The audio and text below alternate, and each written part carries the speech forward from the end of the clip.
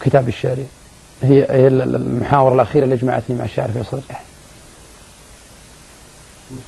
بالنسبة للاعتزال وأنا أخوك مثل ما سمعت، أنا سمعت الشيء هذا أنه يقولون ترك الميزان يعتزل بعد الشاعر فيصل الرياحي.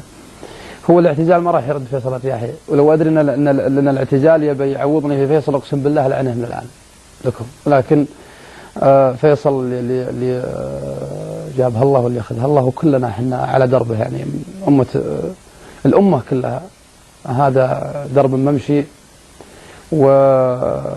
والاعتزال صح اني انصدمت فعلا، يعني صار عندي ردود فعل بالذات في نفسي، ولكن الاعتزال ما هو يعني ما هو معالج القضية، ولا لو ادري انه يعالج في الموضوع شيء اعتزلت، ولكن انه ما هو بصحيح. انا ما علمت اعتزالي، والله يرحمه ويقدر ويسكنها الجنة.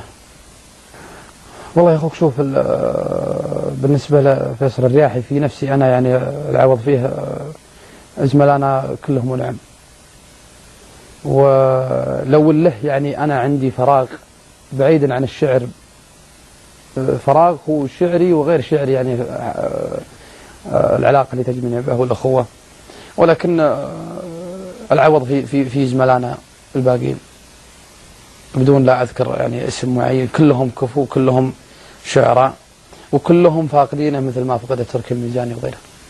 كتبت المرثية فيه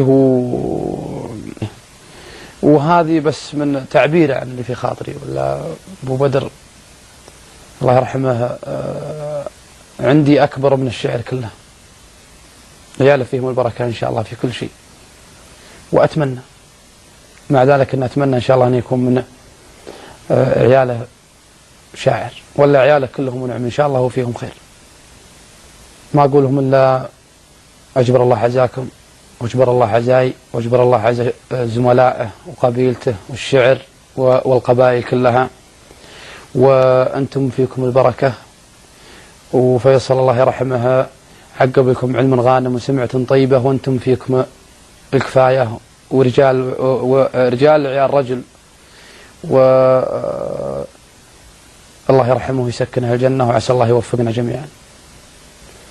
والله ما عندي كلام أقولها أكثر مما قلت، ولكن أحب أشكركم على هالزيارة، والله لا يهينكم، وبيض الله وجهكم على ما قدمتوه.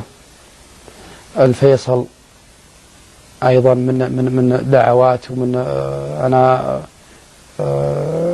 جاني الخبر ما قدمتوه أنتم، ولا هذا الشيء ما هو بغريب على قناة الساحة، وبدون قصور في القنوات الأخرى.